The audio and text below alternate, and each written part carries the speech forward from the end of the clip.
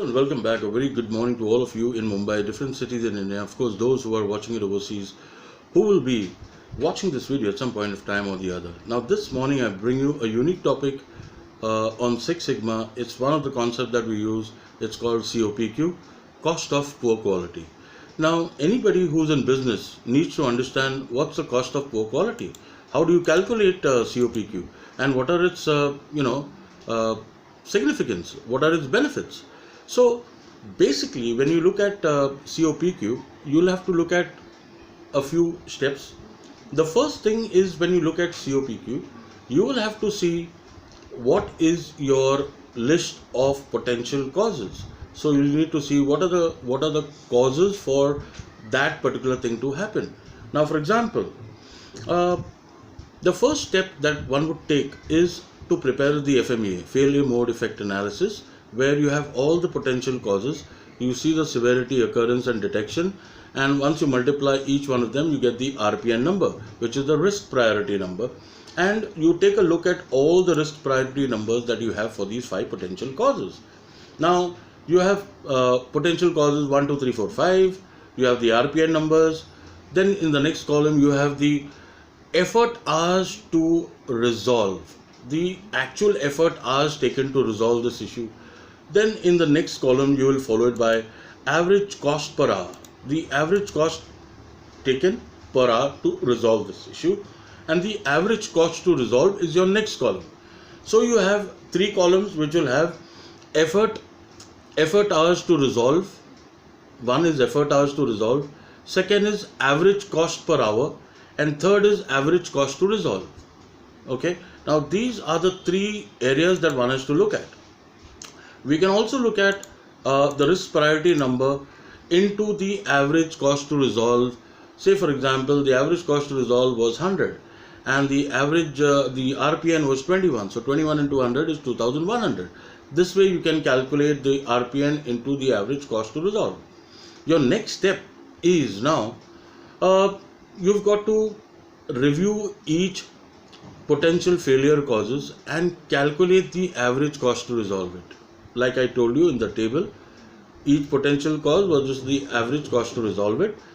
Now this is done by estimating the time required to resolve the problem and the average cost of unit of time. I'll repeat that. This is done by estimating the time required to resolve the problem and the average cost per unit of time. The next step involved in the COPQ is using the above average of cost per event. You get the weighted average cost, the WACR, to resolve a random event. Now the weighted average cost to resolve, as the WACR as you call it, is RPN into ACR, which is the average cost to resolve, divided by the RPN. So in your example, you will have this as your formula. WACR is equal to RPN into ACR divided by RPN.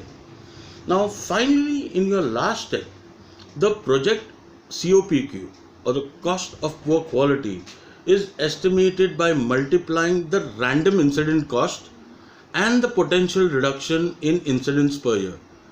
Multiplying the random incidents cost and the potential reduction in incidents per year. Target reduction in events due to the project is 200. Target reduction in events due to the project is 200. That means your fatals is 200. Okay, you want to reduce it. Currently it's at 200. That's your fatal. So annualized COPQ is calculated as sum of RPN into ACR as the incident divided by sum of RPN into annualized reduction in events, that is your fatals.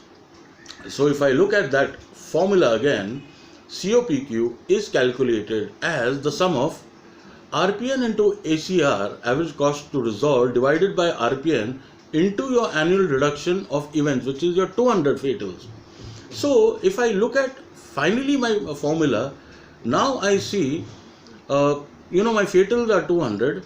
I know that the weighted average cost to resolve is RPN into ACR divided by RPN. So it is 56,700 divided by 117 as per the formula. Now, if I get this formula together, I get a different numeric. What is that numeric? Let's look at it. So, if I look at sum of the RPN into ACR divided by sum of RPN is what I get as 56,700 divided by 107 into brackets into 200. That is my fatal. So finally that comes to a particular figure, and that is your cost of poor quality. Go through this video step by step because I've explained it to you in a very simplified, crystallized manner. There are few things that you've got to keep in mind while you're calculating cost of poor quality.